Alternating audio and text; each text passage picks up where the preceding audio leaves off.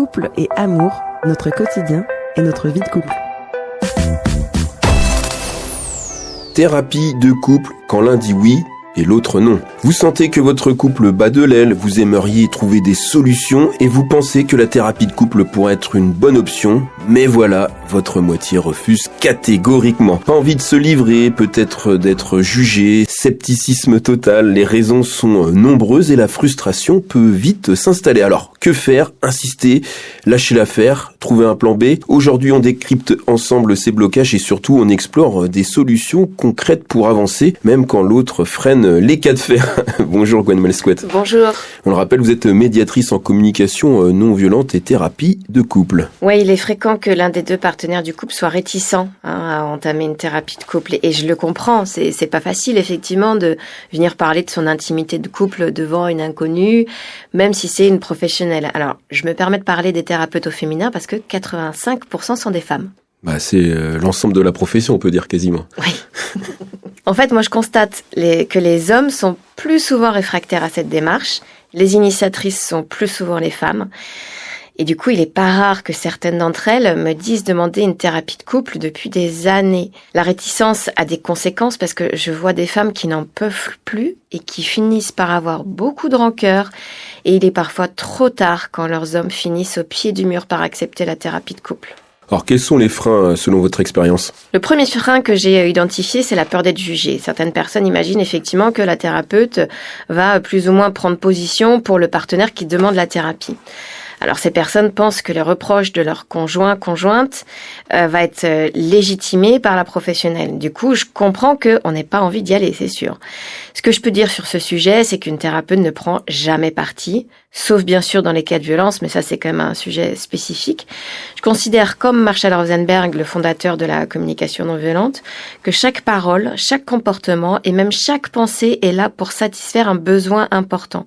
Donc même derrière un geste, une parole qui est pas sympa pour le conjoint, la conjointe, il y a un besoin qui est à écouter et qui est légitime. Le geste ou la parole n'est peut-être pas adapté, mais le besoin, lui, auquel il répond est toujours légitime. C'est pour ça que je juge jamais qui que ce soit en séance. Le deuxième frein que j'ai pu voir, c'est la gêne de parler de son intimité de couple devant une étrangère et pas savoir quoi dire. Moi, c'est mon travail, donc j'ai l'habitude que les gens se confient à moi, mais je comprends que ça puisse être délicat quand on est de l'autre côté.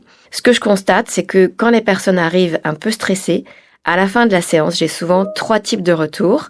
Alors finalement, c'était pas si terrible, ou alors ça fait du bien d'avoir été écouté. Et puis aussi, les infos sur le fonctionnement du couple que vous avez donné, ça me permet de mieux comprendre ce qui nous arrive. Le troisième frein, c'est cette croyance que personne ne peut les aider sauf eux-mêmes. Et c'est une croyance qui est très difficile à contrer parce qu'elle repose notamment sur des récits, des contes et des films hollywoodiens que si on a trouvé la bonne personne, ça doit être fluide. Si ça marche pas, c'est que l'autre n'est pas fait pour moi.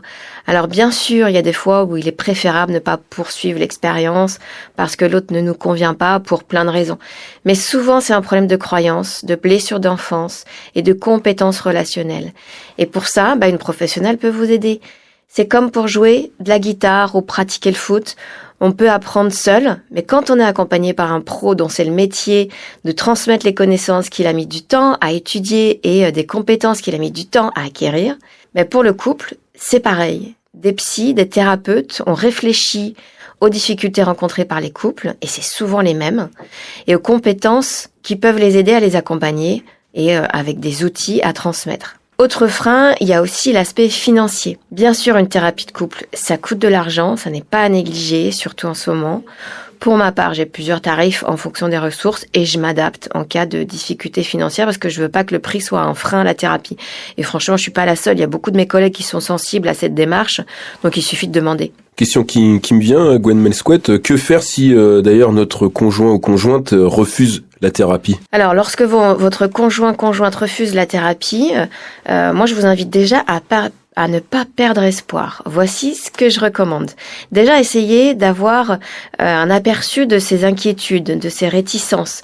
Est-ce que c'est la peur d'être jugé, la crainte de parler devant une inconnue, la croyance qu'une professionnelle ne pourra pas vous aider? Et puis vous pouvez aussi engager une discussion ouverte, sans jugement ni reproche. Exposer vos motivations avec authenticité, en expliquant que votre intention c'est de mieux vous comprendre, de retrouver une harmonie, un apaisement et une complicité dans votre relation de couple. Invitez aussi votre partenaire à consulter le site web de la thérapeute que vous suggérez. Moi, pour ma part, je renvoie sur les chroniques radio que j'enregistre avec vous, Radio Laser. Et vous avez bien raison. Les témoignages de mes clients, le guide du couple qui communique que je propose gratuitement, puis la foire aux questions aussi qui est sur mon site. C'est vrai que vous avez beaucoup de ressources. Oui, parce que je pense que c'est comme ça que les gens ils peuvent mieux comprendre ce qu'on peut leur apporter en thérapie de couple, et souvent c'est ce qu'on me renvoie. Autre chose, vous pouvez aussi leur proposer une autre forme de travail sur votre couple. La formation en ligne, par exemple, elle est proposée par pas mal de thérapeutes de couple aujourd'hui. Moi, je propose une formation en ligne qui s'appelle Couple et émotions, et ça permet de mieux comprendre comment mieux gérer les émotions et en faire des occasions de connexion et de compréhension mutuelle. Ces formats qui sont un peu différents, ils permettent de comprendre les problèmes rencontrés par les couples et d'acquérir des outils pour les dépasser, et ça, seul, à votre rythme et en plus à moindre coût.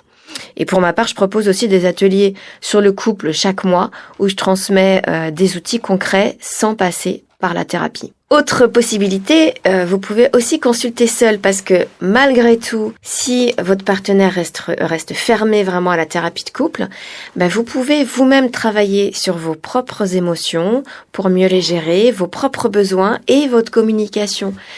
Parce que une nouvelle façon de communiquer, parfois ça peut inspirer votre partenaire à reconsidérer sa position, parce qu'il voit déjà les effets en fait dans votre couple. En résumé, perdez pas espoir et mettez-vous en mouvement, quel que soit le premier pas. Avant de se quitter, Gwen Melsquet, on peut peut-être rappeler vos réseaux sociaux. On le rappelle, vous êtes d'ailleurs médiatrice en communication non violente et donc thérapie de couple également. Donc sur Insta, mon compte s'appelle Gwen, Gwe2n.Melsquet, Melscoet.